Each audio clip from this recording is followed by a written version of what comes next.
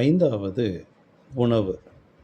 Magnesium சத்து உணவுகளை உண்பதன் மூலம் பாராசிம்பத்தட்டிக் நரம்பு மண்டலத்தை தூண்டிவிடும்.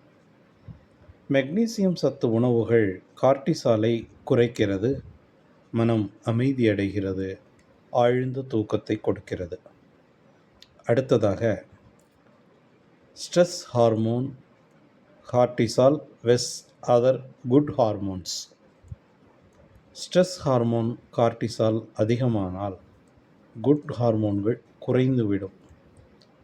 மனதின் இயக்கத்திற்கு காரணமான நியூரோ டிரான்ஸ்மிட்டர் குறைந்துவிடும்.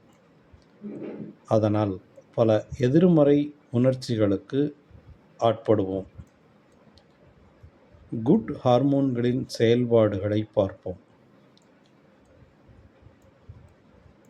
செரிட்டோனின், இது மகிழ்ச்சி தரக்கூடிய ஹார்மோன்.